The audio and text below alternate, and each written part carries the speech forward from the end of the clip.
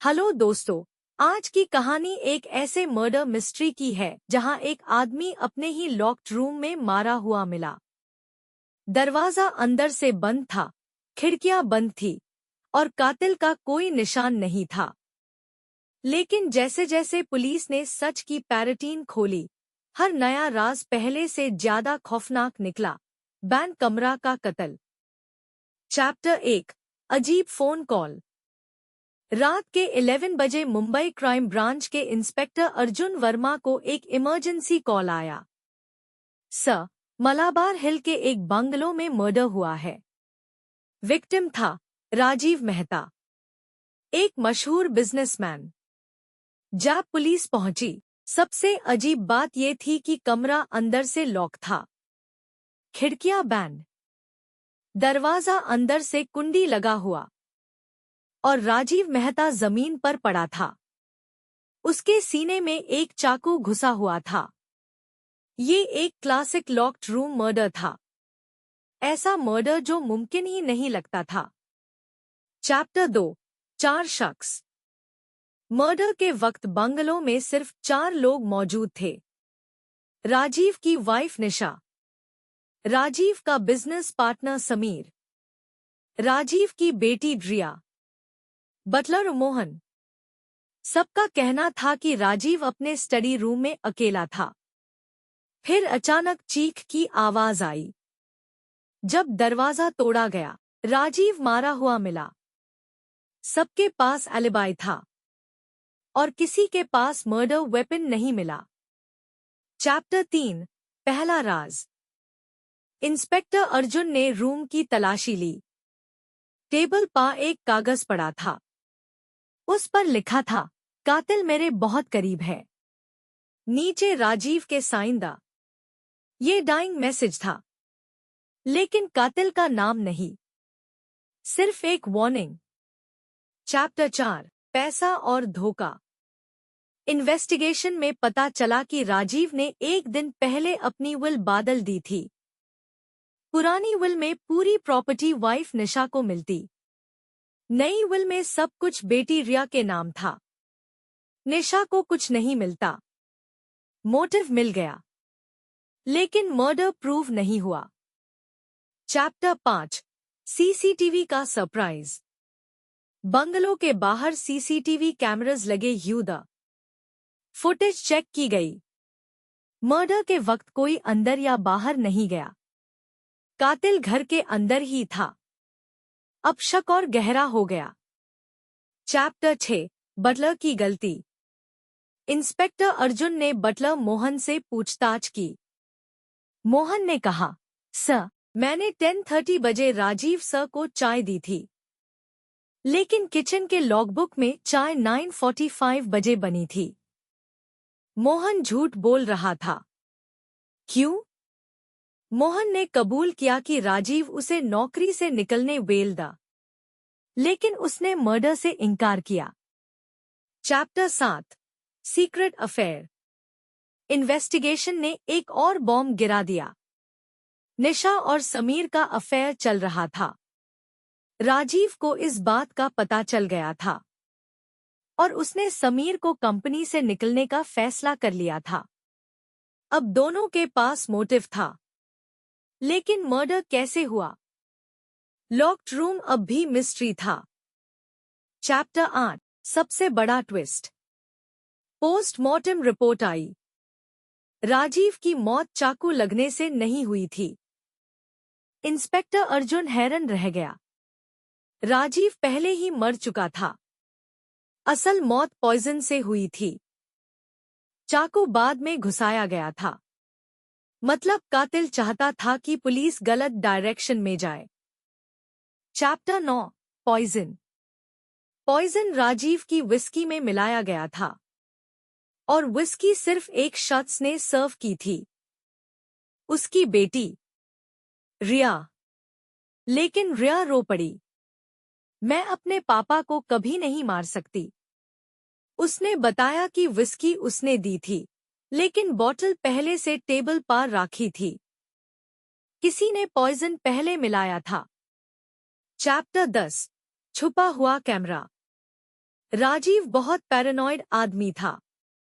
उसने study room में एक सीक्रेट कैमरा लगा रखा था। पुलिस ने पूरे बंगलो की तलाशी ली और बुकशेल्फ के पीछे कैमरा का मेमोरी कार्ड मिल गया। सबने सोचा मिस्ट्री सॉल्व हो जाएगी, लेकिन कार्ड करप्ट था। सिर्फ आखिरी 20 सेकंड की वीडियो बाक पाई। चैप्टर 11 वीडियो का सच। वीडियो में राजीव टेबल के पास बैठा था। फिर उसने अचानक दरवाजे की तरफ देखा और बोला, तुम? उसके चेहरे पर शौक था, जैसे उसने किसी ऐसे इंसान को देखा हो जिस पर यूज पूरा भरोसा था।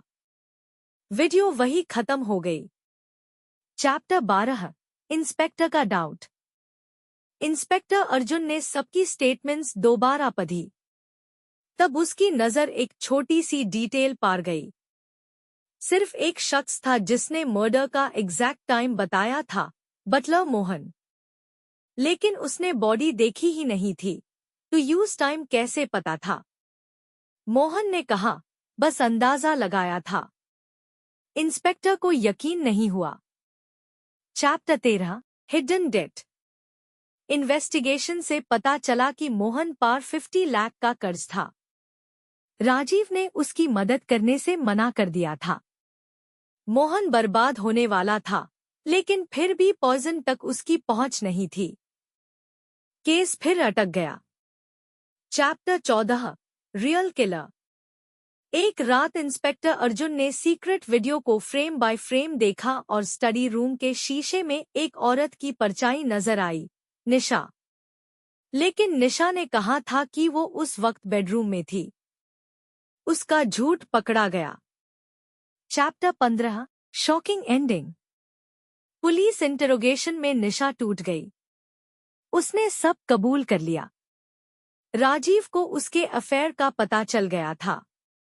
राजीव डिवोर्स डीन वाला था और विल बदल चुका था। निशा सब कुछ खो देती। उसने राजीव की विस्की में पॉइजन मिलाया। राजीव धीरे धीरे मर गया। उसके बाद निशा ने चाकू घुसाकर मर्डर को ड्रामेटिक बनाया। दरवाजा लॉक करने के लिए उसने एक पतली नायलॉन थ्रेड का इस्तेमाल किया। थ्रेड को कीहोल से बाहर खींच लिया, इसीलिए कमरा अंदर से लॉक लग रहा था। केस सॉल्व हो गया।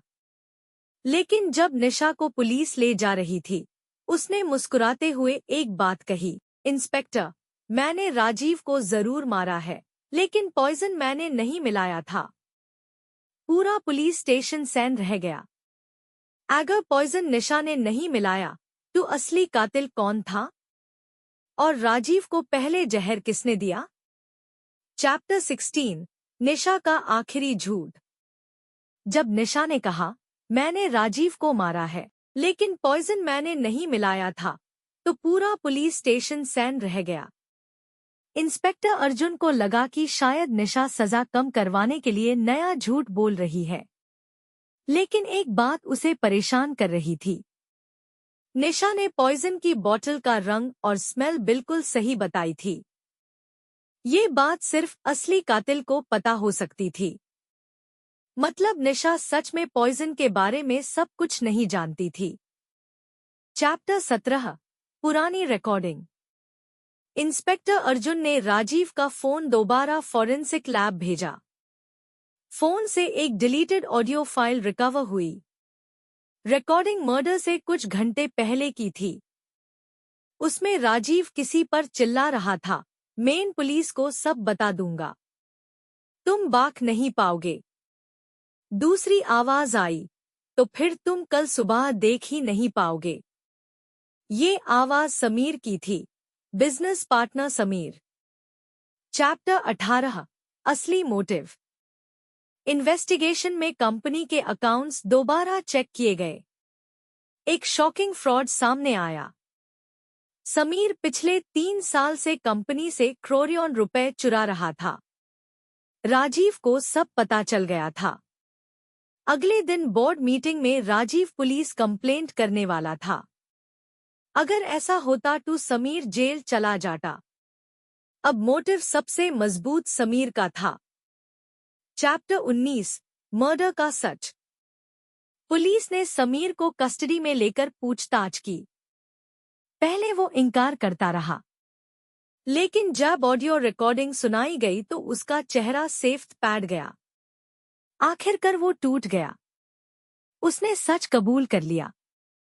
मर्डर वाली रात जब सब डिनर कर रहे थे, तब समीर ने राजीव की विस्की बॉटल में स्लो एक्टिंग पॉइजन मिला दिया था। उसका प्लान सिंपल था। राजीव रात में मर जाता और सबको लगता कि हार्ट अटैक हुआ है। कोई शक भी नहीं करता। लेकिन उसे नहीं पता था कि निशा भी उसी रात राजीव को मारने का प्लान बना चुकी थी। चैप्टर 20 डू कातिल, एक लाश। पॉइजन पीने के बाद राजीव की तबीयत बिगड़ने लगी। वो स्टडी रूम में गया। कुछ ही देर में पॉइजन ने असर कर दिया और राजीव की मौत हो गई। कुछ मिनट बाद निशा स्टडी रूम में पहुंची। उसने राजीव को जमीन पर गिरा देखा। यूज लगा राजीव जिंदा है। गुस्से और डर में उसने चाकू उठाया और राजीव के सीने में घुसा दिया। फिर लॉक्ड रूम का ड्रामा रैक दिया। नायलॉन थ्रेड की मदद से दरवाजा अंदर से लॉक्ड दिखाया। उसने सोचा उसने परफेक्ट मर्डर कर दिया। लेकिन सच ये था कि राजीव पहले ही मर चुका था। Final revelation. कोर्ट में फॉरेंसिक एक्सपर्ट्स ने प्रूव कर दिया कि राजीव की असली मौत पॉइजन से हुई थी। पॉइजन समीर ने दिया था। चाकू लगने से पहले ही राजीव मर चुका था। लॉक्ड रूम का सीन निशा ने क्रिएट किया था। निशा ने मर्डर एविडेंस मैनिपुलेट किया। समीर असली किलर था, जबकि निशा मर्डर की नहीं बल्कि डेड बॉडी के साथ एविडेंस टैम्पर करने और मर्डर कवर अप करने की दोषी थी। एपिलॉग। कोर्ट ने समीर को उम्र कैद की सजा सुनाई। निशा को भी कई सालों की सजा मिली। केस ऑफिशियली क्लोज कर दिया गया। मीडिया ने आईएससी नाम दिया, the double murder that wasn't. एक आदमी, दो कातिल। एक ने जहर दिया, दूसरी ने लाश को चाकू मारा, और दोनों को लगता रहा कि उन्होंने परफेक्ट क्राइम किया है।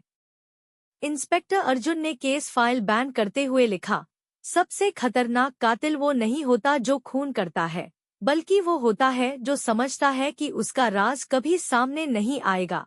अगर आपको यह कहानी पसंद आई हो तो वीडियो को लाइक करें, चैनल को सब्सक्राइब करें और बेल आइकन जरूर दबाएं। अपना ख्याल रखिए और याद रखिए, हर कहानी के पीछे एक रहस्य छिपा होता है।